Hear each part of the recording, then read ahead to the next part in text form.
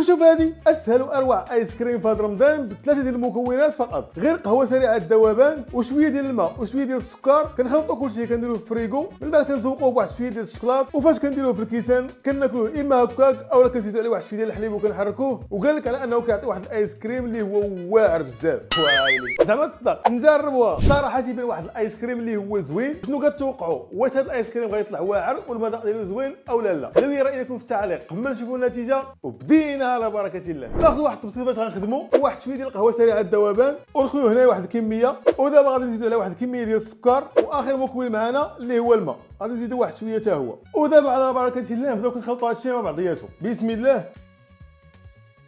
شوف رغوه كيفاش بدات تطلع دغيا، ولكن بان لي بحال هاد الطراف الصغير ما داير والو. هذا الخوت بان لي ما خدامش. شوف كيرد ليا حالتي، حتى راه كاطير عليا القهوه. شوف الدنيا كامله عمرات بالقهوه هنا. شوف هذا كيفاش ولا. هذا الخليط ما يصلح لي غير هذا.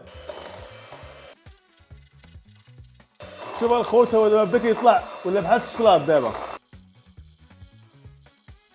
شوف الخوت كيفاش ولا كريمي بزاف. دابا حصلت على القوام اللي بغيت وكذلك على الكميه اللي بغيت. والكميه اللي ولات عندي قداش، ولكن الخوت عرفتي راه ما ساليت هادشي هذا حتى رونت الدنيا. شوف الدنيا كامله عمرت بالقهوه، يديا حوايجي الارض كلشي عمر بالقهوه. على بركه الله غنحولوا هذا الخليط هذا هنايا. شوف لي داكشي كيفاش داير نعم سيدي.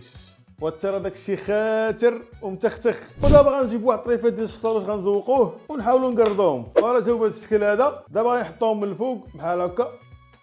وراه خويا هو الشكل ديالهم من الفوق. من بعد ما زوقناه دابا غادي نديوه للفريغو، غنخليوه تقريبا تما واحد 12 ساعه او حتى 24 ساعه على حسب. وديك الساعه غنشوف الايس كريم ديالنا فين وصل. ايس كريم الروينه. نتلاقاو ان شاء الله من دابا 24 ساعه نشوفوا هذه الحراره هذه فين غتوصل. 48 hours later. على بركه الله من بعد ما داز 48 ساعه وهو في فريغو. علاش خليته 48 ساعه؟ كنت كنتسنى على ان هذا الفوم هذا يجمد 100%. كنت كل مره تنقلب واش جمد تلقى مثلا ما جمدش 100%. وقلت خليته النهار اللي وراه ما بان يجمد 100%. ساعه ما بان لي على انه ما كيجمدش 100%، تيبقى بحال شكل شي بونجا. ناخذ واحد الكاس. فوالا الخوت شوفوا معايا هذا هو الشكل ديالو. بسم الله. واو بصراحه الشكل ديالو تيبان بحال الكلاص. وهذا هو الشكل ديالو ملي درناه في الكاس. ذوقوه بعدا بوحدو على بركه الله. شوفوا كيفاش جا.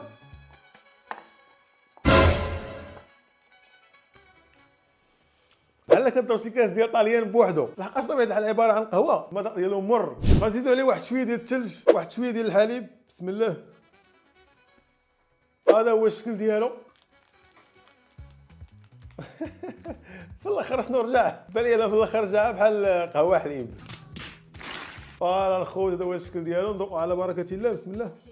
والشكل صراحه تيبان زوين. باش كتشوفوا في الفيديو كتقول راه شي حاجه هو بارد ومنعش، ولكن صراحه ما كيستاهلش التماره هذه كامله. حيت بحال شديتي القهوه درتيها في الحليب، حركتيها مزيان، درتيها في فريغو تبردات مزيان، ومن بعد بديتي كتشربها. واخا يبان لك هذا الشكل اللي بحال هكا. حاجه وحده اللي مبدله هي الشكل والقوام كتحس به على انه مبدل واحد شويه. اما دون ذلك صراحه والله الا شي حاجه اللي عاديه بزاف. مع العلم التجربه عند خونا ضربات 130 مليون مشاهده، واللي شاف هذا الشكل هذا وهذا المنظر هذا يقول هذا نبات. هذه هي ديال المندبه كبيره والميز فار. وهكا انا التجربه هذه نعتبرها تجربه عاديه ما تستحقش الضجه هذه كامله. وانتم اللي سبق لي فيكم نجربها، اخلي لي الراي ديالو فيها.